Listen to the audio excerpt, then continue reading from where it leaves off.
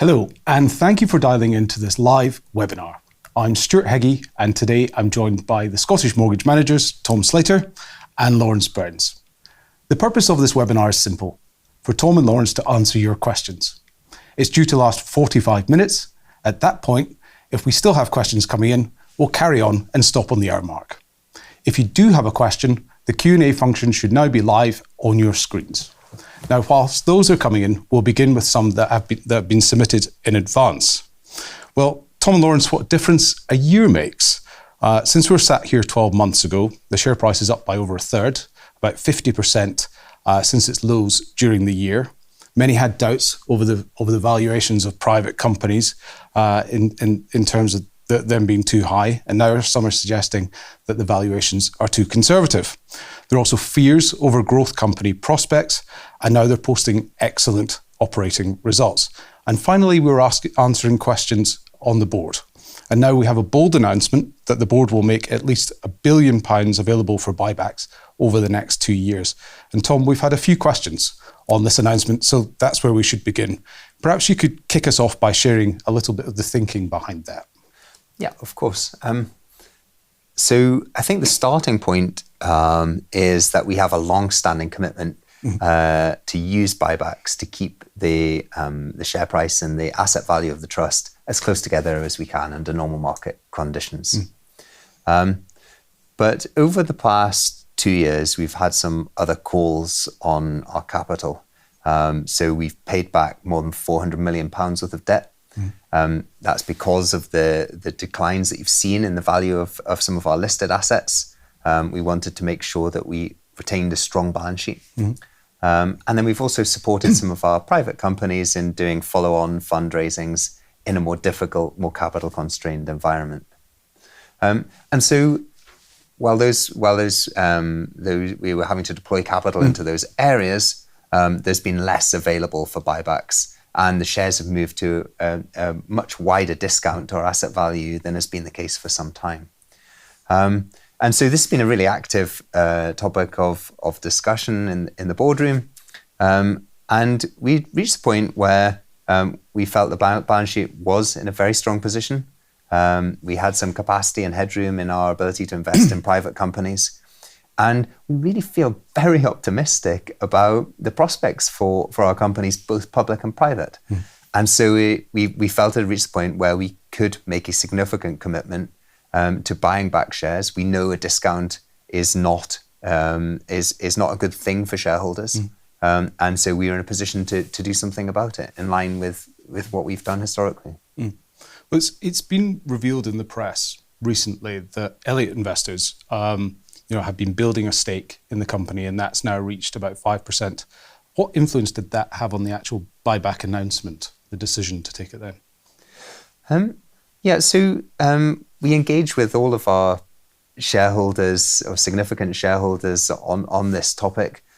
We've had constructive conversations with them among others. But the decision is the board's, and the board has to make the decision in the best interests of all shareholders. And I suppose when it comes to Elliott, the one name that will stick out for a number of investment trust investors would be Alliance Trust. Do you think that's a replay of this same situation, of that situation? I think the only things really in common are the name Elliott Partners and an investment trust. The shares were sitting at a significant discount, and we think a portfolio with attractive prospects. So, of course, that's going to attract investors looking to make a return for their clients. But there's a significant degree of alignment. They were looking at the discount and thinking, about how does that discount close? We were looking at the discount and thinking about how does that discount close? They're looking at the private portfolio and thinking it's underappreciated by the market. We're looking at it and thinking it's underappreciated by the market. So as I say, those conversations have been really pretty constructive. Well, some shareholders clearly have wanted to see more buybacks. And whilst there's others that think that the money should be, invested in companies, and I think the point is that both of those are right and that balance is required. However, we have had a few questions coming in asking, does this buyback mean that you have run out of ideas? Perhaps I'll start on that. We definitely don't think that's the case. Yeah. There's a few different ways of looking at it. The first would be, through this period, we've continued to take new holdings. And we've taken advantage of the market situation where we can as well. So one of the examples we've talked about here has been, we took a small holding in Coupang, Korean e-commerce company. We'd admired it for a long time. We looked at the IPO. We struggled a bit then at that valuation to see how you could make multiples of upside. And then we've come back to it a couple of years later, having continued to engage with the company, where they've grown very impressively, 20% plus revenue growth year after year. They've gone from heavily loss-making to generating 1 to 2 billion of free cash flow. And the shares are 60 or 70% cheaper than they were. And we've taken advantage of that. So you've seen some of those new ideas still come through. And then I think if you bring it right up to where we are now, Tom and I had a meeting the other day, and we were talking about new ideas. And we had several that we were discussing very enthusiastically for the portfolio. And I think for us, that number was higher than what we've seen in the past. So rather than us being low on new ideas, actually it feels like we have more now than we have had over the last couple of years, if anything. And then I think the final point I'd say is, we continue to look very seriously and deeply at some of the opportunities within AI. Now, not all of these are going to necessarily come with new business models immediately, but when you've seen changes in the computing paradigm in previous eras, desktop internet, mobile internet, and now with AI, each time they develop new business models. And I think that over the long term also gives us enthusiasm that we'll have a great set of companies and opportunities continuing to fill Scottish Mortgage for the many years ahead and today. Well, you've mentioned private companies. There's currently, I think, about a 26% allocation to privates. I suppose one of the notable changes over the past couple of years compared to the preceding years has really just been the closure of the IPO market, particularly for late-stage growth businesses. So for Scottish Mortgage, we saw none in 2022. We only saw one last year in 2023. However, that market seems to be showing some signs of life again. Lawrence, what can you share with us on the dynamics at play in that market and the prospects for portfolio companies actually listing? I think it feels different than it's done over the last 2 years. As you rightly say, there haven't been a huge number of IPOs. We're now seeing IPOs come through, whether it's Reddit, whether it's Instacart, a number of them. A few signals from our side. One, I woke up this morning for the first time in a while, sort of saw that one of our private companies had filed to list in Hong Kong, and we're looking at doing that. So that's one example, but I think we're seeing more broader signals. We're getting more testing the water emails than we have in a very long time. And that's companies reaching out and saying, we'd like to talk because we're thinking of IPOing. I was traveling in Asia a few weeks ago, and what was different was that this was a country trip where I had lots of companies, but again, wanting to set up meetings because they were thinking of IPOing in the near term. So I think it feels like there's a very different sort of market dynamic at play now. Whether that lasts, we'll see, but it feels very different from the last 2 years. And the final point I'd make is, if you look at our private companies, 2/3 of our exposure comes from the top 10 companies. Those are large private companies. Nearly half by weight is generating cash. These are companies that, when the market conditions are right, are in a position to IPO. And so I think that gives us a lot of conviction as we sort of look out over the next year or so, where you've got companies in the private portfolio that are in a healthy place, and you've got markets that seem to be more willing and tolerant of IPOs in this environment, and that bodes well. Well, you've got some private names in the portfolio that have increased quite significantly in value. Would you consider taking profits on any of those, perhaps via the secondary market? So the way that we look at these companies is, do they address a big opportunity? And is the likelihood of addressing that opportunity growing or shrinking? Is the opportunity itself growing or shrinking? And so you start with that lens. Now, for a public company, there's very little friction to adding, reducing, selling. In private companies, there's a lot more friction. But that doesn't mean it's impossible. And so, we will, first and foremost, we think of it as a company rather than a private company or a public company. And then you think about implementation. Now, the balance of answering those questions and the friction involved in transacting these companies means we haven't really done that in a significant way to date. But if we felt like a company was overvalued, that we could realize that value, then that's something we'd consider. And do you think these companies are conservatively valued? I invest in them because I think they're conservatively valued. We've looked at these companies. We are excited about the opportunity. SpaceX is our largest holding. I think there is, take the launch market. They did 93 suborbital of orbital launches last year.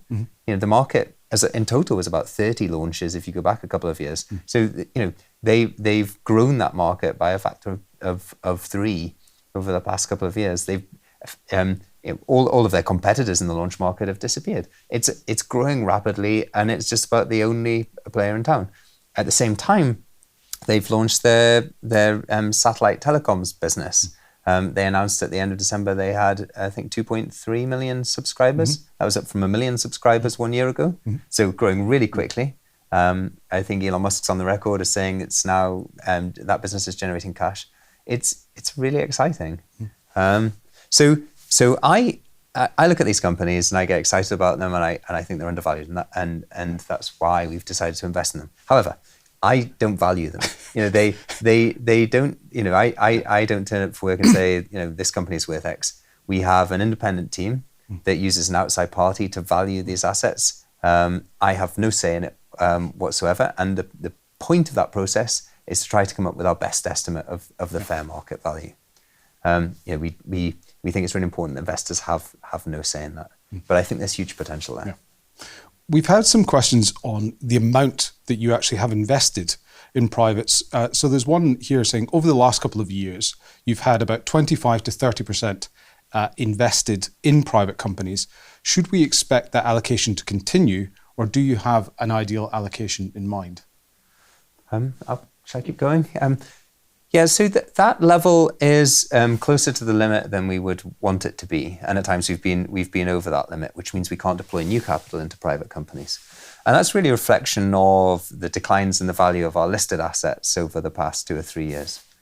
At the same time as actually some of our private companies have been doing, our largest holdings have been doing really well and raising capital at higher valuations. But it does, I think, being close to that limit is actually really quite unhelpful from an operational point of view. And I think if you looked at the period prior to the past 2 or 3 years, that would give you a better sense of, around about 20 to 25% is the level that we've been at for probably 5 years prior to that. Yeah. I want to just move on slightly from privates.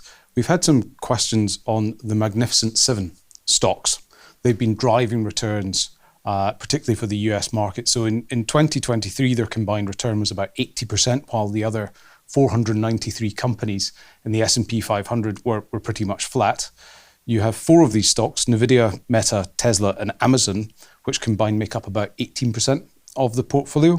So some shareholders have been in contact asking, are these too expensive? One of them was, Tom, how much fuel do you think these stocks have left in the tank? Lawrence, why don't you start on that one? Yeah, sure. I'll talk about fuel in the tank. I think the first thing we'd say is that we're quite wary of when the financial markets or the media sort of group companies together as though that they're identical. So the idea that the Magnificent Seven are one uniform block that are going to have similar outputs from here.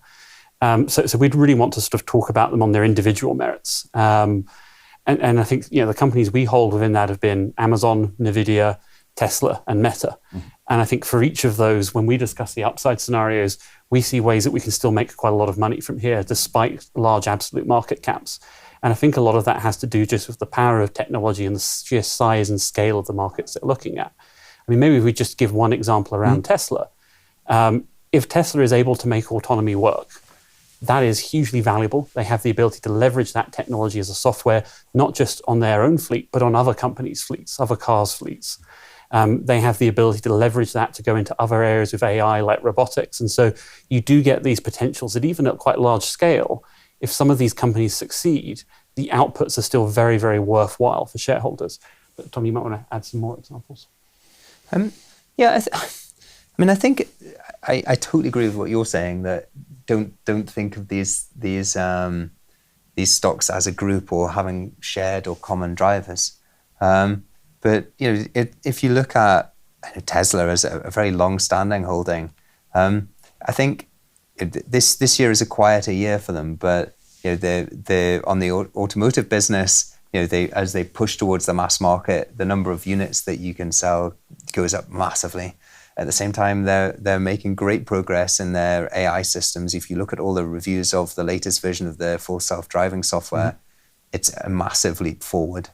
And they're also finding really interesting adjacent areas to deploy this technology into in robots. Cars are really just robots on wheels. And if you have the ability to process the environment around you, you can deploy it into other markets. And then finally, stationary storage. So I feel like there's a lot to go for in that company.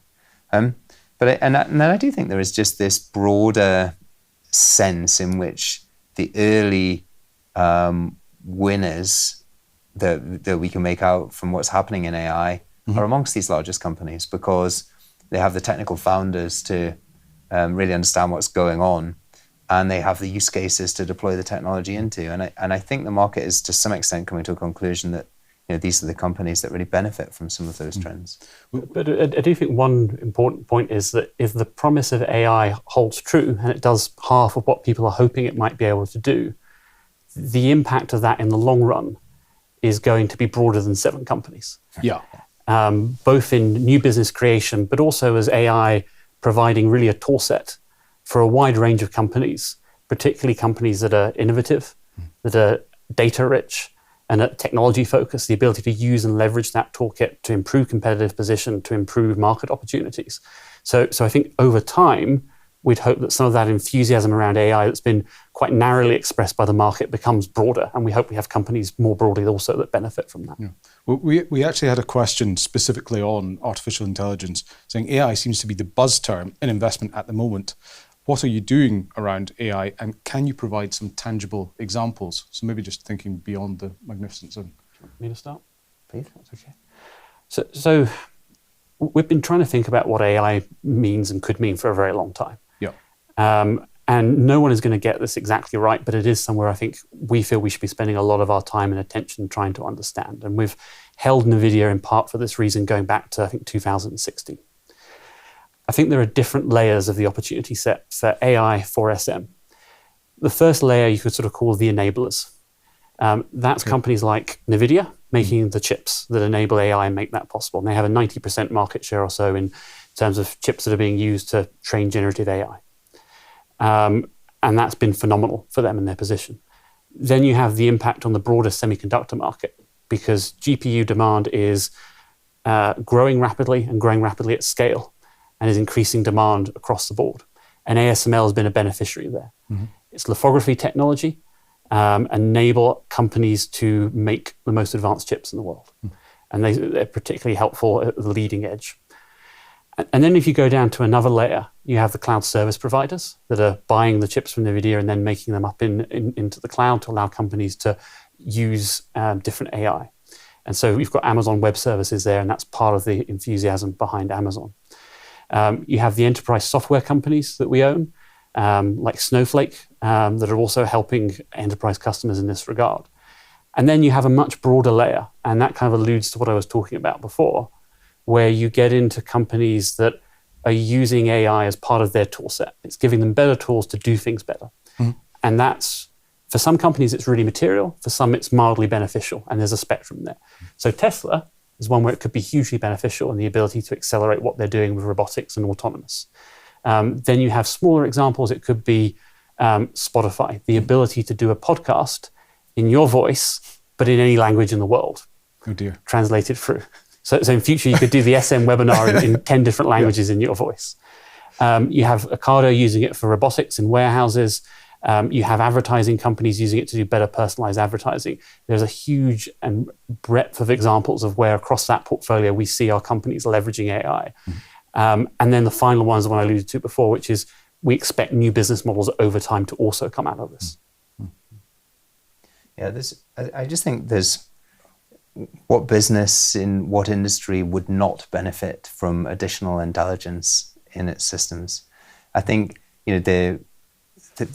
Another way of looking at it is you can really conceptualize demand as infinite, and what really matters is what's the price. What price can you supply that demand? Because that's what will determine the size of the market.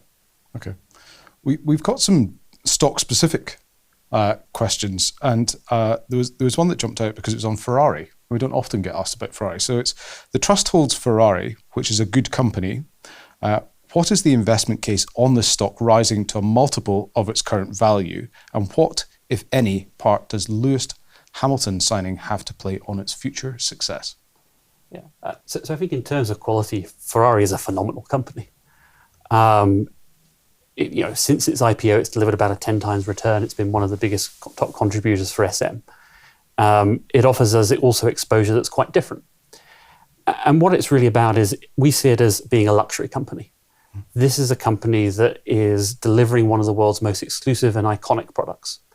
And it is able to do that in a way that others cannot, because it draws on a legacy of racing history going back not too far off a century. Racing history and glory. And to link that to the Lewis Hamilton point, the hope would be that Lewis Hamilton helps continue and extend that racing history and that glory that refills the heritage of the brand.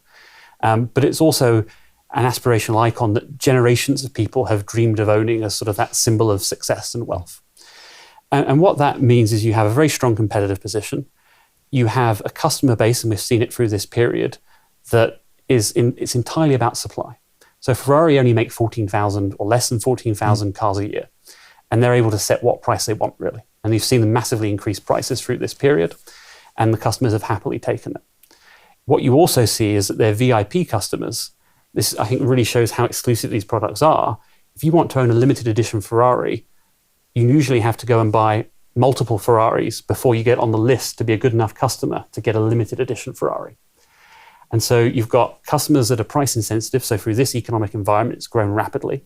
You've got strong operating margins, and you have the ability to gradually, over time, increase the number of cars to give you that multiple of upside over a long time period. Because you're starting at 14,000, and to put that into context, I think Porsche does 300,000 cars. Mm-hmm. Right. On some of the other stock-specific questions, well, there's one on, we've had a few on PDD coming through. So the FT recently raised concerns about transparency, accounting practices, and corporate governance at PDD. This is a large holding for Scottish Mortgage. What is your assessment of the situation? I think Lawrence should keep going. You can tell how influential Lawrence has become at Scottish Mortgage, because none of us are wearing ties at this event. Yeah. So I think we should just let him run. So we've been through the FT article about PDD. Yeah. I don't think there was anything there that was even new or worrying to us. When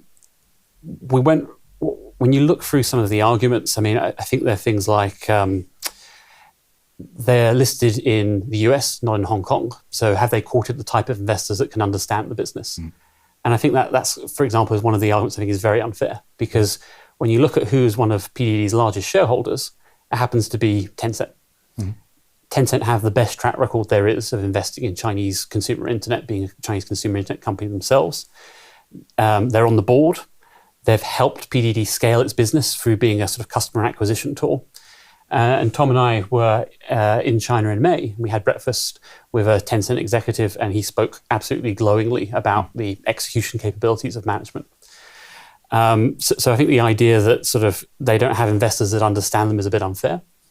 I think if you go through some of the other ones, it was competitors aren't feeling the impact. One of the reasons we sold Alibaba was because it was very much feeling the impact on the e-commerce side, both of PDD and ByteDance. And if you look at some of the initiatives launched by Alibaba and JD, they've tried to counteract the growth of PDD, because actually most of the market growth is going to PDD and ByteDance at this point in China.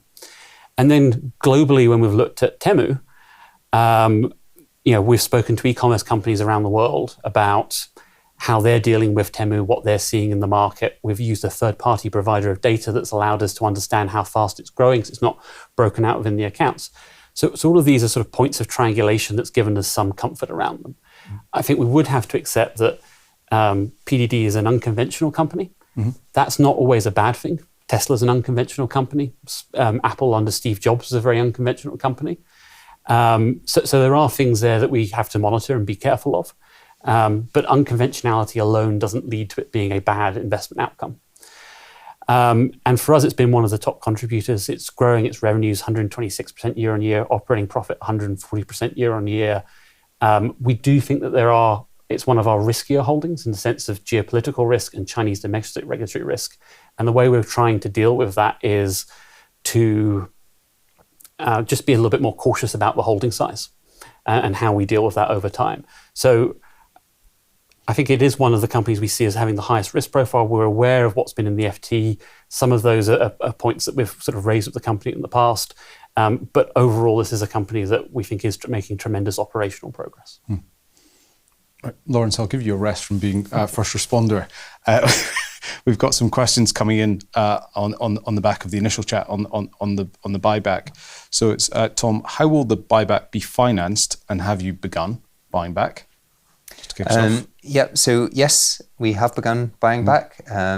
We started, well, I guess the first thing to say is we've been buying back, for forever. Well, forever. Yeah, it's the difference is the quantum. So it's not that we go from not buying back to buying back. It's just that we're going to allocate more capital, and we have indeed been allocating more capital ever since the announcement. Funding. So in the first instance, it comes from cash and from sales of listed equities, and we'll see over the course of time if that remains the principal source of cash. But yes, it's selling assets. But again, it's what do you want to use your capital for? And as Lawrence says, we've got lots of ideas, lots of things we want to buy. But we also don't want shareholders, the value of shareholders' assets, sitting at a significant discount to what they're really worth. And so it's just getting the balance between those things right. And there's one last question on Elliott. Given that they are activist investors, are you expecting them to try and force you to take certain actions? As I said in the earlier question, we've had constructive conversations with them. I think there are significant areas of alignment. I think the question would be better directed at them in terms of what they might or might not want to do. Yeah. But as I say, the conversations so far have been pretty well aligned. We're heading back to China and the United States. So ByteDance has been in the press a lot recently, or more specifically, TikTok in the United States. How do you see this situation developing? I think trying to guess the outcomes of Congress and US politics is very difficult. And I don't think we can give an answer of where that goes. In terms of one of the debates is, will ByteDance be forced to sell its US TikTok business? And I think in some ways to show that unpredictability, when you went back a few years ago, one of the main persons or political persons in the US pushing for this was Donald Trump. Yeah. He's now done a 180-degree turn and is now in support of allowing ByteDance to keep TikTok in the US, as I understand it. So that in some ways shows how difficult it is to predict US political outcomes. But if you take a step back of why we own ByteDance and why we're comfortable owning it despite that unpredictability, if you Google ByteDance to try and see what's been talked about in the press in terms of their revenue numbers, and I take them with a pinch of salt, but there are numbers that are publicly available there. I think in the third quarter of last year, they had revenue of $29 billion. That was growing 40% year on year. You compare that to Meta, which is also doing really well, but it has revenue of about, I think, $30 billion. Meta is valued at $1.2 trillion. ByteDance, we're valuing at $248 billion. And so that gives you some idea of why we think this is such an extraordinary opportunity with ByteDance. And then you go, well, isn't that just because you might lose the US business? But if you go through those same sort of media outlets, the media outlets would claim that in the second quarter, about 5.8 billion of revenue came from outside of China, not just the US, outside of China. So what that would seem to be saying is that the majority of the business today is being generated from China. Yep. and the majority of the value. Now, I think there's a great opportunity in the US, and if they were unable to hold that, you lose a bit of that opportunity. But we think a lot of the valuation can actually be ascribed not just even to outside the US, but effectively to ByteDance, or as Douyin as it's called in China, where they've been really successful at monetizing for advertising for a lot longer through local services and through e-commerce, as I mentioned earlier. So hopefully those points give a bit of feel where we don't know what the US political outcome is, but we think either way, ByteDance from here is potentially a very good investment. Well, ByteDance is obviously one of your largest private company holdings. There's a question in here. Can you comment on the dependence of long-term returns coming from large private companies successfully IPOing? And do you actively encourage companies to IPO? So I think what is important about companies IPOing is, from a narrow Scottish mortgage perspective, is that it's a clear pricing event that gives people comfort on the value of these things in our book. It hopefully, and I believe it's going to be realize a lot of latent value that sits in our portfolio. But the starting point for us is what's best for the company, not what's best for Scottish Mortgage in the short term, because we think what's best for the company will ultimately be best for Scottish Mortgage. Now, there reaches a certain point in a company's life cycle where its scale, its need to reward its employees, etc., I think just makes more sense for it to be a public company. But equally, you don't want to push companies into public markets prematurely, because the very short-term mindset that dominates Wall Street can make that a pretty difficult place for companies to be. And indeed, through 2020, 21, there were a number of our companies that went public that we told them we didn't think you should be doing this at your stage in the company's development. But you go back to what we're trying to invest in as companies, and we can handle the technicalities of whether they're private or public, but those are just technicalities. Back to, is the company with an attractive and growing opportunity, and is there the chance that they can capitalize on that growing or shrinking? And that really determines everything for us. Now, shareholders obviously cannot see the underlying financials of private companies. So we have a question here. Do you track the underlying fundamentals of progress for privates, such as EBITDA growth, and can you comment on that? Yeah, so we do, and as it's just this tension between respecting a company's right to privacy as a private company and trying to be as transparent with shareholders as we can be. I think, Lawrence, you touched on the point before that half of that top 10 set of companies are profitable or cash flow generative, cash generative. That's a significant surge in cash flow from the private portfolio versus 12 or 18 months ago. And the reason that's happening is because companies are adapting to this different world that we find ourselves in. Interest rates are no longer 0; they're 5. The IPO market has been closed; it's not a source of new capital.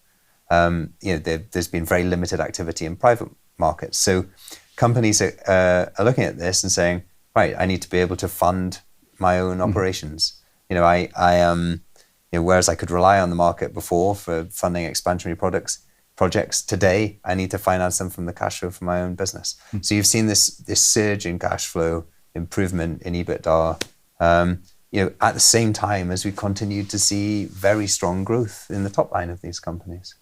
If I could, just on the data point, in general, we tend to get more granular data on the companies we hold privately than we have available publicly on the listed ones, because they can share data with you. They're not sharing it to the world. And so you get access to a data room, and that has far more granularity than you'd actually get from a company's annual report. So in most instances, not all, but most, you actually end up with more data points rather than less. I vaguely remember, was it Thumbtack? I vaguely remember you said you received something from them and it said, well, this is what's going right and this is what's going wrong, which you'd never see from a public company. Yeah, that's right. It's just that, I think there's such pressure on public companies to spin everything as a positive. And private companies don't have that dynamic at all. Tom, you mentioned discount rates, and there's a question at discount rates and what the underlying companies are doing. But there's a question here: what are the biggest lessons that you've learned over the past 3 years, specifically the potential volatility of discount rates and the effects on current company valuations? Yeah. So I think, any investor that isn't sort of constantly trying to evaluate what they've experienced and trying to improve is on the wrong track. So, we've had endless conversations about what lessons we can take from what's happened over the past 2 or 3 years. I think that the point about discount rates is, the value of any company is the present value of the cash flows that it will earn in the future. Yeah. And if you're discounting those back to today at 0, then that gives you a very different outcome than if you're discounting them back at 5%, because those cash flows in the future become less valuable. And the challenge for us is that when we invest in very high growth companies, actually a very significant proportion of their value lies quite a long way into the future. That's when the cash flows generation will come. But that's also a really intrinsic part of what we do. We're really clear about what we're trying to do. We're trying to invest in the world's greatest growth companies. And so, when you go through a period of unexpected rate rises, a completely seismic shift in the interest rate regime, then we're sort of clearly vulnerable to that, and it's an intrinsic component of what we do. But maybe onto the point specifically about lessons. So from a fundamental company analysis point of view, I'll pull one out for you. The way we think about things is, where's this company going to be 5 years from now? What happens if things go right? How good could it be? But I think one question we put a bit more emphasis on is, what about today's business? Because you have to encounter the dramatically shifting landscape that we faced over the past 2 or 3 years with today's business, not where you might be in 5 years' time. And so I think in our company analysis, it's led us to focus more on resilience and robustness today, alongside that imagining what the future company could be. I think the other interesting one for me is, when you looked at opportunities 2 or 3 years ago, the share prices have moved quite a long way. And for companies that had predictable, steadily growing profits, you could look at them and say, I think this company has become a lot more expensive because the share price has gone up a long way. Whereas for actually companies that where it was much more about potential than it was today's profitability, you could look at it and say, well, actually, if it does X, then maybe you can justify the rise in share price. And so I think it made those far out growth companies look more attractive relative to their immediate cash generative peers. And so I think that's another lesson in terms of what point in the rate cycle you would consider those different types of growth, the Ferraris versus the Teslas. I suppose slightly in connection with that. So it says, over the last few years, has the last few years' experience made you want to have less debt for the trust itself? So if we look at what we're trying to do with debt, we think these companies are going to generate attractive returns, and one of the unique advantages of the investment trust structure is that we can deploy modest gearing to enhance that return. Now, obviously, it enhances the return in whichever direction. So when the markets are going up, it boosts the returns. When markets are going down, it boosts the negative return. I think we've experienced the negative side of that equation over the past couple of years, but that doesn't put me off from believing that actually over the long run, these companies are going to create value. Over the long run, markets go up, and actually deploying modest gearing, and we've very proactively managed that through this cycle and make sure it doesn't become anything more than modest gearing. But no change in view there. Lawrence, you were talking about a trip to India, a recent board meeting, and there's a few questions coming on India. So I'll just take one of them. There seems to be very limited Indian exposure within the trust, yet it has a high growth economy with an increasing that is increasingly tech-driven with a huge population. How does the team view India as an investment landscape? I think it's an investment landscape we should naturally be very interested in. It's a large economy, it's dynamic, it's growing, and that was the underlying rationale for visiting it just a few weeks ago. Currently, in terms of direct exposure, Scottish Mortgage has a small holding in HDFC Bank, which gives us sort of the growing financialization exposure to India.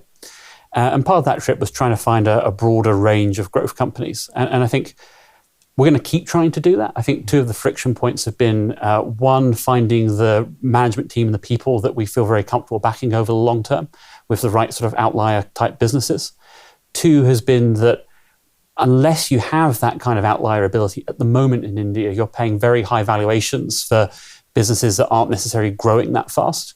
And so that's one thing that we're sort of dealing with as we sort of look through that landscape. And then I think one of the ironies in some ways of the trip, and I messaged Tom in the evening about this, was that one of the more interesting sort of presentations I heard was actually from, I think, Meta's head of India, about the huge opportunity actually for India, for Meta, in terms of digitizing. And actually it was one of their most sort of attractive markets for various different reasons, and the ability to deploy AI to improve what they were doing. So it's also not the case that some of our larger tech companies also aren't benefiting from the scale and size of the opportunity in India. But we're going to keep trying very, very hard to find the right underlying Indian opportunities as well, because it would be really shocking to me if over the next few years that there weren't some that would emerge. I've got a question here on Moderna. The share price has fallen 75% from its peak in 2021. What do you see as the catalyst for this turning around? So Moderna became a household name with its COVID vaccine. I think one of the biggest challenges for them since 2021 has been around what's the level of vaccination that we're going to see against COVID on an ongoing basis. And certainly last season, it's turned out to be a lower level than people expected. Now, this actually isn't rational. If you look at vaccination levels for COVID versus flu, I think it's about 1/3. Does that sound about right? Yeah, it's about 1/3 of the population that gets gets flu vaccines actually ends up getting a COVID vaccine. But actually, the death rate for people infected with COVID is and remains higher than for flu. So this isn't necessarily the rational position. I think that rational position is partly impacted by vaccine fatigue after what we've all gone through over the past few years. I think it's partly because the issue of vaccination has become politicized, particularly in the US. So a lot of what's driven the share price has been around that COVID franchise. That's not what gets us excited about Moderna.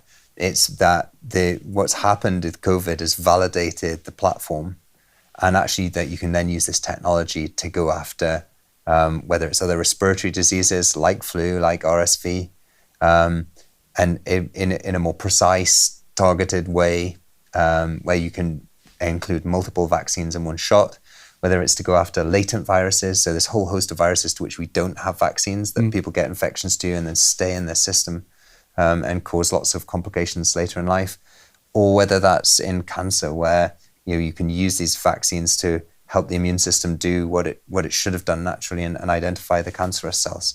So I think as you start to get the results of the clinical trials and all of these different areas, I think that's what changes sentiment around the Moderna stock price. Yeah. And maybe with flagging that Stefan Bancel, the CEO of Moderna, was on our Invest in Progress podcast, which you can hear if shareholders can hear directly from him on how he views these prospects. Very good, Tom. I was. You don't need AI to always do advertising. Sometimes the human can do it. We've got some. We had some questions on the back of some of the comments around Tesla. So the thoughts on Aurora and its autonomous driving business versus what Tesla is doing. I'll take that. I'm really excited about Aurora. Yeah. Okay. It is an autonomous trucking business. Yeah. I think that the trucking use case is quite different So it's mostly freeway miles, which in some ways are a lot simpler than trying to navigate city streets. On the other hand, you have a much heavier, much larger vehicle, so there's even less tolerance, if that were possible, for any errors in driving trucks than there is in passenger vehicles. But also, there are aspects about it that are easier. As passengers, we're very sensitive to, if a car isn't going fast enough, if it's more cautious. Whereas actually a load on the back of a truck doesn't care about that sort of thing. So anyway, I think what Aurora is again, it's on the podcast. You can hear from founder Chris Imson, but this is somebody who's been in the industry since it started. He was at Carnegie Mellon University, then at Google and their Waymo subsidiary. And what I think his Aurora's superpower is their ability to partner and bring other people with them.